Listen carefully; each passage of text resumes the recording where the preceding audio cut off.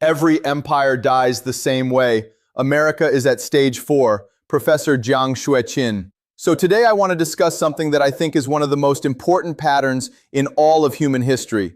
And once you understand this pattern, everything happening right now in the United States, in the Middle East, in the global economy, in the fracturing of alliances that have held together for decades, all of it will make complete sense to you. Because empires do not die randomly. They do not collapse from a single mistake, a single war, or a single bad leader. They die in stages, the same stages, every single time. And what I want to do today is walk you through those stages one by one, slowly, using the actual structural record of how civilizations that dominated the world eventually lost that dominance. And then I want to show you where the United States sits on that sequence right now. The answer, based on what the evidence suggests, is stage 4. And if that does not alarm you, it is only because you do not yet understand what stage 4 means. By the end of this, you will. Let me start by laying out the framework. This is not something I invented. This is a pattern that historians, structural analysts, and civilizational scholars have observed across thousands of years of recorded history.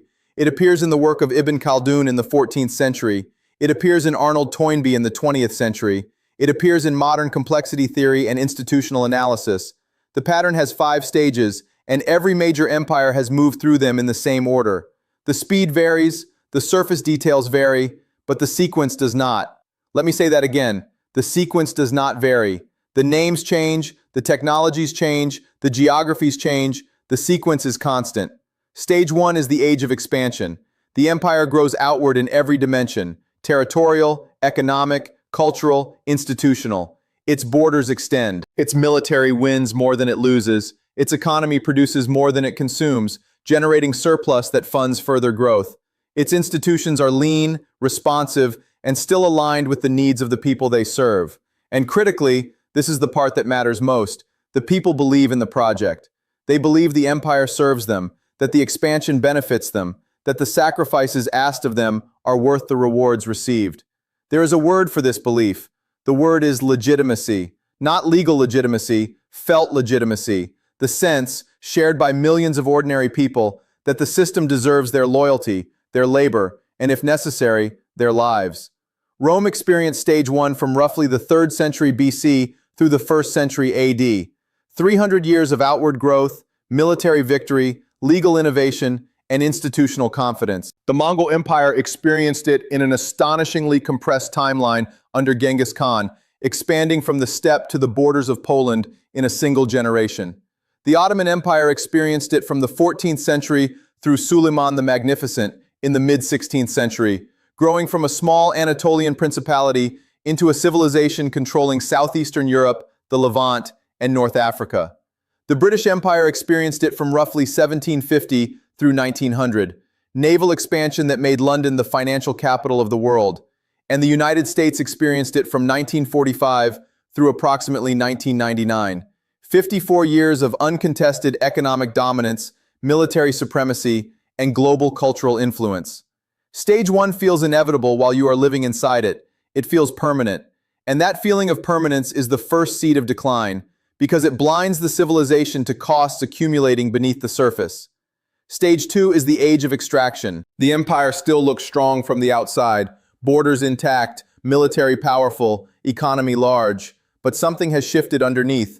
The cost of maintaining the empire, military deployments, foreign bases, client states, trade agreements benefiting the periphery at the expense of the core, has begun to exceed what the empire produces naturally.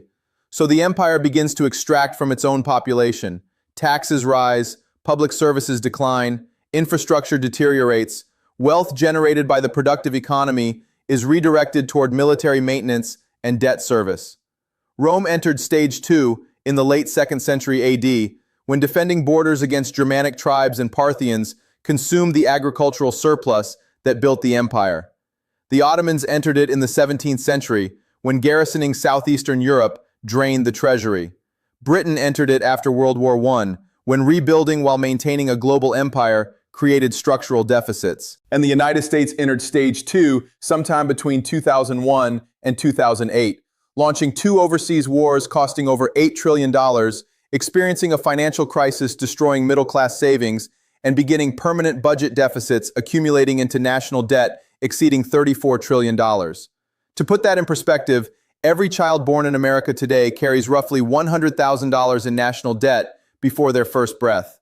I want you to sit with that. That is not a policy choice. That is the arithmetic signature of Stage 2. Commitments permanently outpacing productive capacity. Stage 3 is institutional capture. The institutions originally built to serve the republic, the military, the judiciary, the legislature, the financial system, begin to serve themselves. The military exists to sustain the military. The financial system exists to generate fees and leverage for the financial class. The legislature exists to negotiate between competing institutional interests that fund its campaigns. This is not corruption in the traditional sense. No suitcases of cash. This is structural capture, the slow, legal, perfectly documented process by which institutions designed for public service become self-sustaining ecosystems, optimizing for their own survival, regardless of their original purpose. Rome experienced this when the Senate became a rubber stamp for military commanders. The Ottomans experienced it when the Janissary Corps, originally an elite force serving the Sultan, became a political faction controlling the Sultan, vetoing reforms, assassinating rulers who threatened their privileges. Britain experienced it when the colonial administration became too vast to dismantle. And the United States is deep in Stage 3 right now. The defense industry writes its own procurement requirements through advisory boards populated by former executives who will return to those companies. The financial sector writes its own regulatory framework through lobbying exceeding $12 billion per election cycle. The intelligence agencies operate under classification regimes so dense that even congressional oversight committees frequently lack clearance to understand what they are overseeing. The revolving door between government, lobbying, and private equity is not a scandal. It is the operating system. This is institutional capture fully mature, not dramatic, not illegal, just a grinding replacement of public purpose with institutional self-interest, so gradual that dismantling it would cause more disruption than maintaining it. And so it is maintained. And so the extraction deepens. Now we arrive at Stage 4, and I need you to pay very careful attention because this is where the title of this video makes its claim. Stage 4 is the legitimacy crisis, and I want to define that term carefully. Legitimacy does not mean popularity.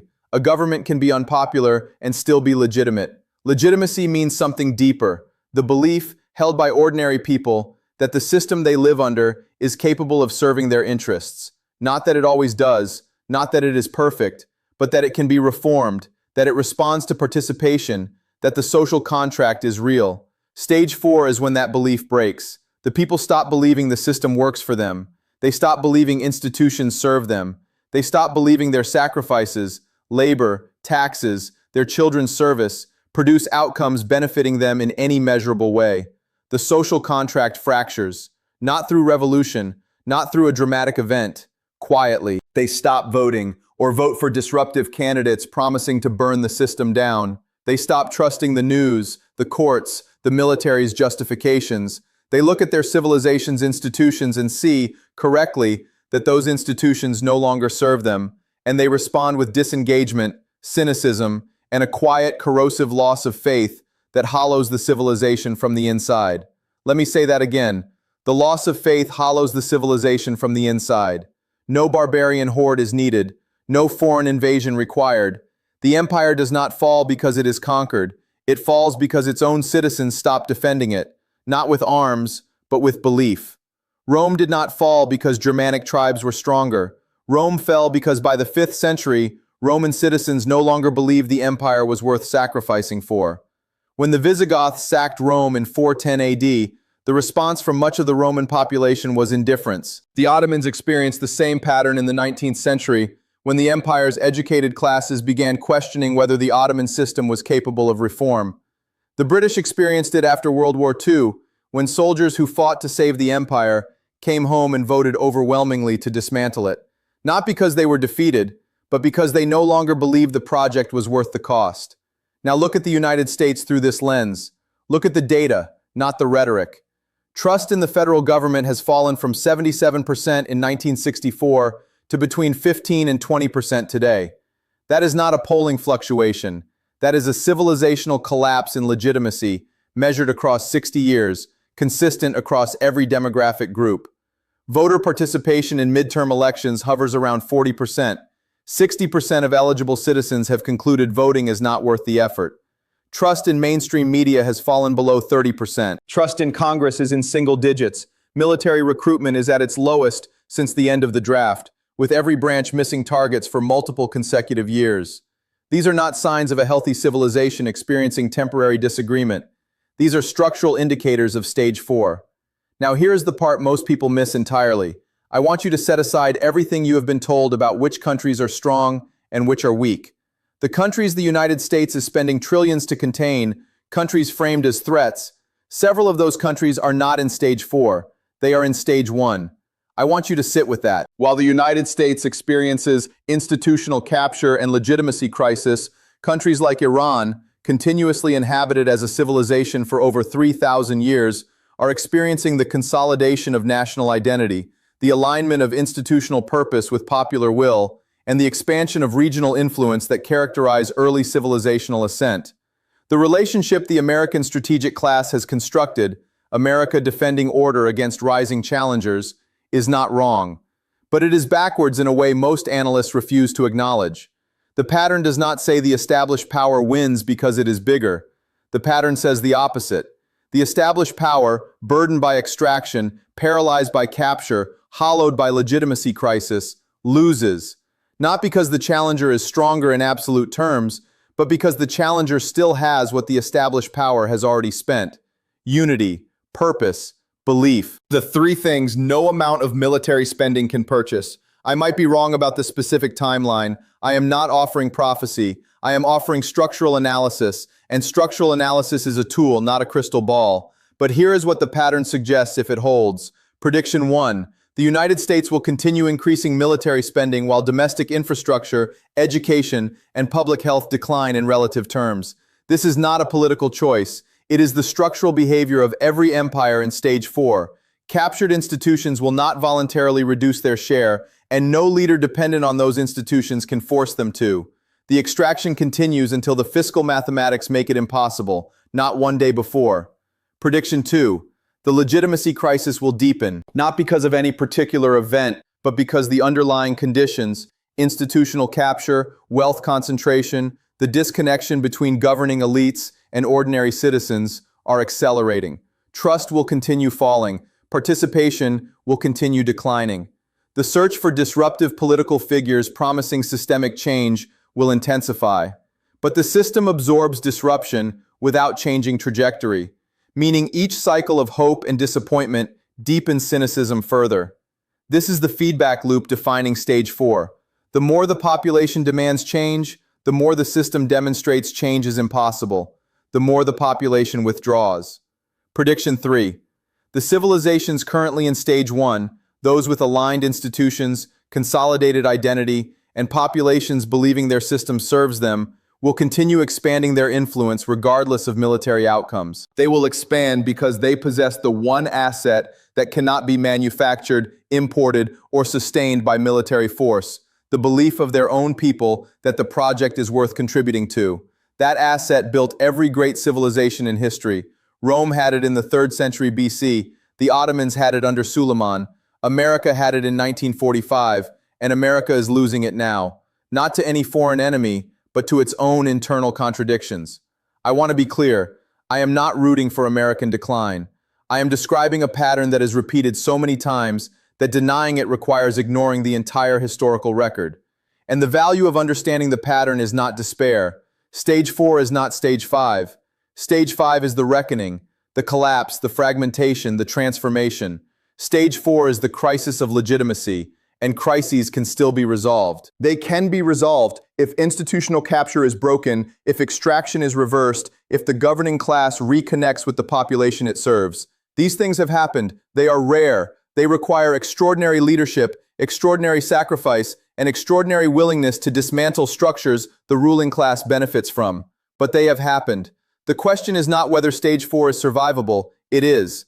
The question is whether the people who hold power within captured institutions are capable of choosing reform over self-preservation. History suggests they are not. But history is not prophecy. This is structural analysis. Question it. Test it against the evidence. Think for yourself. Every empire that has ever existed has believed it was the exception. Rome believed it. The Ottomans believed it. The British believed it. The pattern does not care what empires believe. The pattern is patient. It has always been patient. Your script.